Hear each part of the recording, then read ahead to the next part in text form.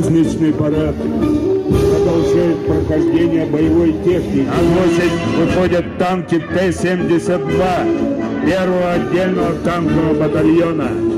Механизированную колонну батальона возглавляет командир батальона, герой Донецкой Народной Республики, подполковник Михаил Толстых. Костяк подразделения сформирован в апреле-июне 2014 года при обороне города Славянска. Шахтерск, Москино, Ханжонково, Иловайск, Агрономичное, Кирпичное, Верхняя Крымка, Донецкий аэропорт. Вот основные этапы боевого пути батальона. На площадь выходят танки Т-72 второго отдельного танкового батальона. Механизированную колонну батальона возглавляет командир батальона майор Петр Ручьев.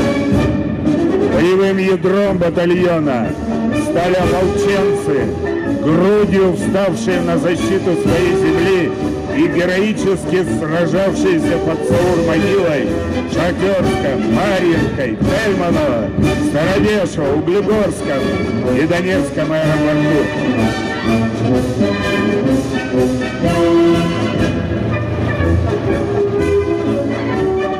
Мотострелковые войска могут быстро совершать марши на большие расстояния, стремительно развертываться в боевые порядки, прорывать подготовленную и поспешно занятую оборону противника, осуществлять широкие маневры на поле боя, развивать наступление на большую глубину, удерживать захваченные рубежи. Основное вооружение мотострелковых соединений воинских частей и подразделений составляют боевые машины пехоты и бронетранспортеры. На площади боевые машины пехоты БМП-2.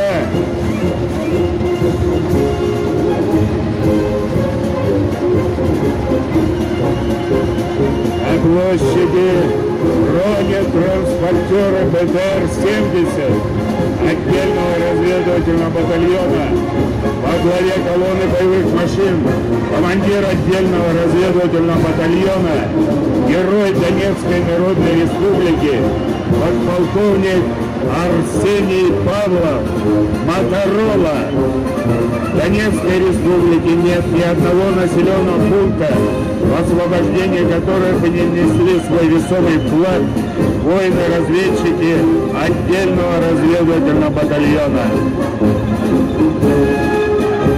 На площадь выходят боевые машины «Стрела-10» зенитно-ракетного дивизиона, составляющие основу подразделений противовоздушной обороны Первого армейского корпуса.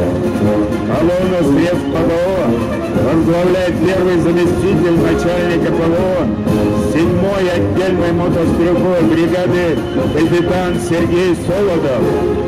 Подразделения противовоздушной обороны предназначены для прикрытия войск и объектов от средств воздушного нападения противника, приведения соединениями и воинскими частями боевых действий, совершению перегруппировок и расположения на месте. Они способны уничтожать средства воздушного нападения противника на диапазонах высот от предельно малых до 200 метров, до средних от 1000 до 4000 метров. На площади боевая техника подразделения артиллерии.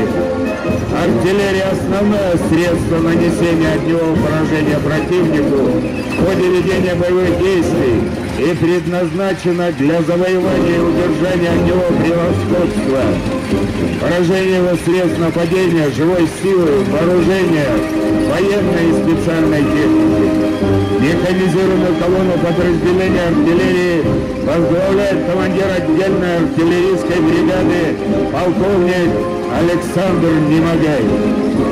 Основной огневой и тактической единицей артиллерии являются пушечные, гаубичные, самоходные гаубичные, противотанковые и реактивные артиллерийские дивизионы.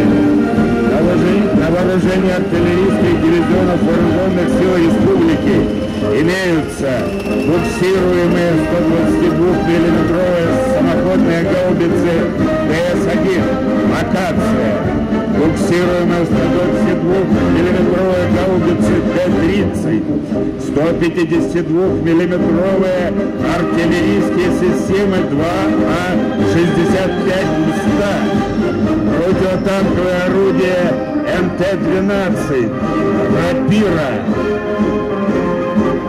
реактивные системы залпового огня ТМ-21 «Град» для поражения живой силы и бронетехники противника, а также для дезориентации систем управления войсками, оружием, разведки и радиоэлектронной борьбы, разрушения долговременных оборонительных сооружений и других объектов инфраструктуры, а также для решения других задач.